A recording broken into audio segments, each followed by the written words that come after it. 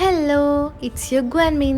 ചക്ക വെച്ച് നമുക്ക് നല്ല ഇടിയപ്പം ഉണ്ടാക്കിയാലോ? ഇടിയപ്പം, നൂലപ്പം, നൂൽപുട്ട് പല സ്ഥലത്ത് പല തരത്തിൽ പറയും. അതിന് വേണ്ടിയിട്ട് നമ്മൾ നല്ല പഴുത്ത ചക്ക കിട്ടുന്ന സമയത്ത് അതിൽ ശർക്കരയും ചേർത്ത് വേവിച്ചെടുക്കുക. നന്നായിട്ട് ചൂടാറി വന്നു കഴിഞ്ഞാൽ നമുക്ക് നന്നായിട്ട് അരച്ചെടുക്കുക. ഈ അരച്ചെടുത്ത മിശ്രിതം നമ്മൾ നൂൽപുട്ടുണ്ടാക്കുന്ന സമയത്ത് വീണ്ടും തിളപ്പിച്ചെടുക്കണം. നല്ല ചൂടോടുക്കനെ ചേർത്തിട്ട് വേണം കുഴയ്ക്കാൻ. അരിപ്പൊടി വറുത്തതാവും വറുക്കാത്തതാവും. വറുത്തതാണെങ്കിൽ കുറച്ചും കൂടെ ടേസ്റ്റി ആയിരിക്കും. നൂലപ്പം എപ്പോഴും നന്നായിട്ട് സോഫ്റ്റായിട്ട് കിട്ടുക നന്നായിട്ട് കുഴയ്ക്കുമ്പോഴാണ്. അപ്പം നന്നായിട്ട് കുഴച്ചെടുക്കണം.